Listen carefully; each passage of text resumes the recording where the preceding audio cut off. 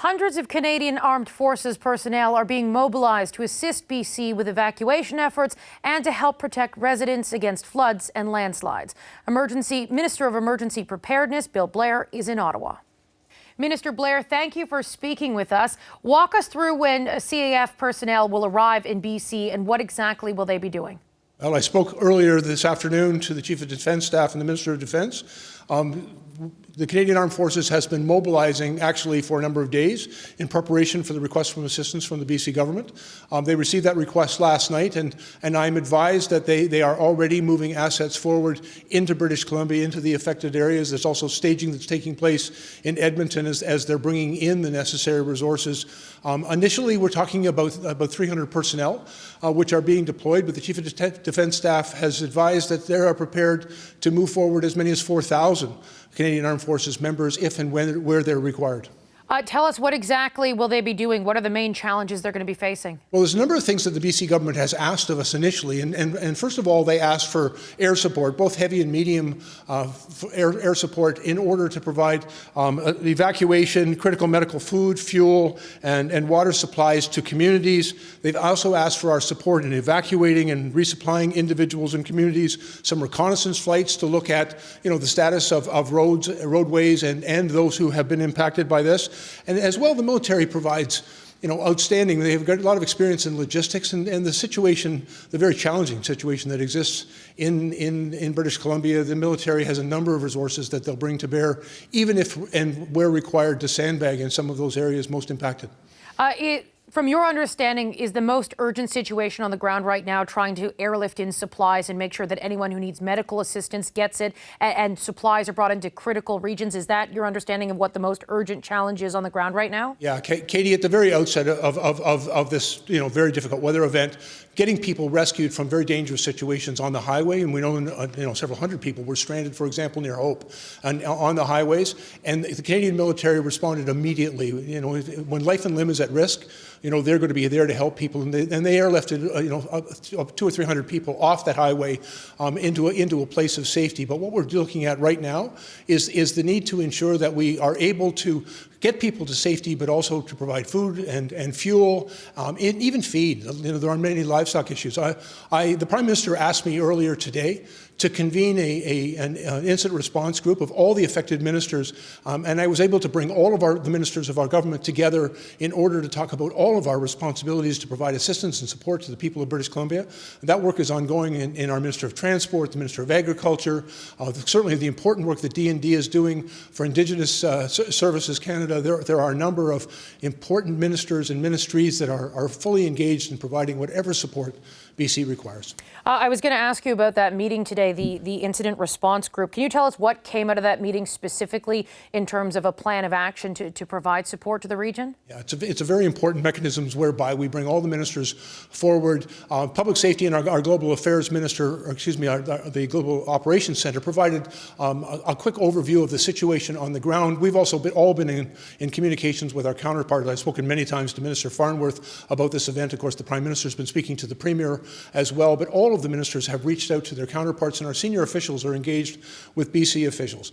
We then went through with each of the ministers about what each of their departments is doing in response and in support of the people of British Columbia, and to really give everybody a comprehensive understanding of the areas of support. And I think it's also going to be very helpful to me in my further conversations with emergency management with BC and also with Minister Farnworth about additional supports we may be able to provide to them. Now, a big concern has to do with the highways that have been destroyed as well as rail lines that have been destroyed. What can the federal government do to help, whether it's repair or ensure that any of the concerns around the affected supply chains and getting of goods into that area or getting of goods out of that area, what can the federal government do beyond the military help that you've already announced? Yeah, Katie, and this is a really important question because we know our first responsibility is also always the safety of Canadians, to make sure that they are in a safe place and that they have adequate access to essential goods, to food, medical supplies, and the things that they need just for survival. But we know beyond that that there's going to be a very significant effort that's going to be required in British Columbia to restore those roadways, those rail lines, critical infrastructure that has been really just damaged and destroyed by this flood. And we've undertaken, I know the Prime Minister has been very clear in his conversations with the Prime Minister and in his statements to me that we're going to be there with and for British Columbia to help in rebuilding that critical infrastructure and to initially open up those roadways and rail lines and to restore services. But there's going to be a lot of work that needs to be done, and the federal government will be there for British Columbia, working with the people of British Columbia to restore the critical infrastructure that's been destroyed by this event. It's going to be a huge cost. Is the federal government going to help cover those costs? Yes, those discussions have already begun, but we know that this type of an event exceeds the capacity of any province, even British Columbia, to completely rebuild that critical infrastructure, and we know we have a responsibility there. We'll be there for the people of British Columbia. We've made that commitment to the provincial government and to the people. We know that there's a big task ahead, and we're committed to working with British Columbia and with the people of that province in order to rebuild that critical infrastructure. Do you see what's happened in BC, not just with this storm system and the damage that the province is experiencing right now, but between the fires this summer, between the heat dome this summer? Is this a wake-up call that Canadian communities are not prepared to deal with and sort of mitigate the extreme weather we are seeing as a result of climate change? Katie, I think it's more than fair to observe that British Columbia has had an incredibly challenging year with the heat dome event that you speak of, the wildfires that took place and destroyed communities, and now an unprecedented flooding event that has impacted so many communities. I think clearly there are lessons to be learned from that, and we're all working very hard together. It's part of the discussion I'm having with my federal colleagues and with our provincial colleagues about how we can make sure that we're better prepared for these types of events, that we can give people the information they need to be safe, and that we know that there's also significant investments that are going to have to be made in mitigation of impacts of things like floods and fires as we have seen, can devastate communities.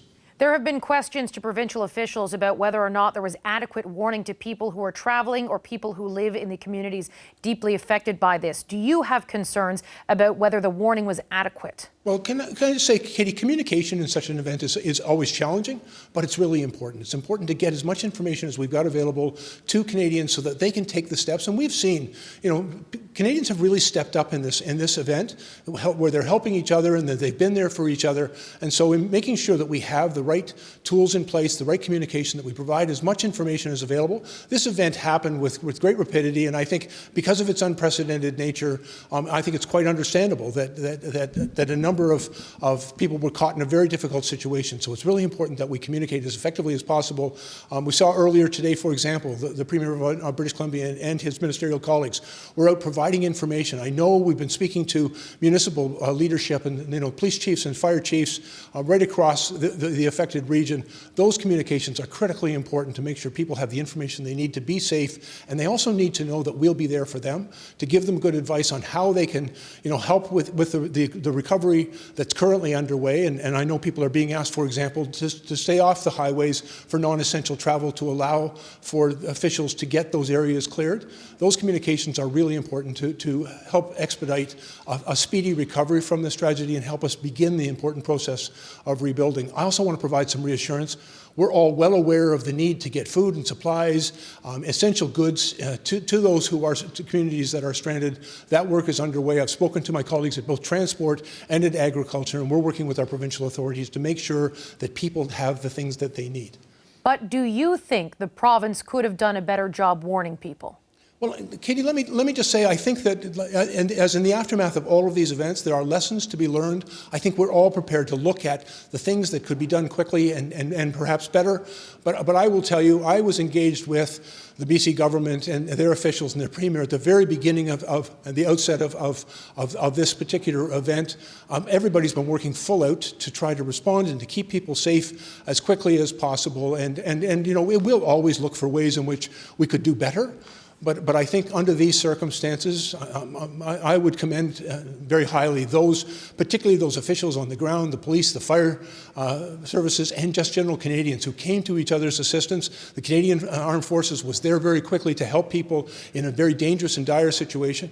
We know that, that there has been a great deal of damage. We're also aware, tragically, there has been a loss of life. And again, we have an obligation to Canadians to make sure that if there are lessons to be learned from these events, that we learn them and apply them to make sure that we're better prepared the next time such an event takes place. The last thing I want to ask you about really quickly, the Canadian Border Services Agency has announced that travelers stuck due to the flooding will be exempt from COVID-19 protocols when crossing the border in order to get back home. What more can you tell us about that? Is that the policy? Yeah, Katie, it's really important. We know that because a lot of this flooding is taking place in very close proximity to the Canada-US border, and that there may be roadways and even rail lines that are open that people who are trying to return to their residence can use, or to get access to essential medical services, for example. And so CBSA is using exemptions that we already had in place, that we'd had put in place for COVID exemptions to deal with the border more efficiently, to allow people who are in those circumstances to transit through the border and be exempt from the requirement for the PCR test or quarantine. I've also heard from some colleagues in the region that people may not have adequate travel documents, so we're working through that with CBSA.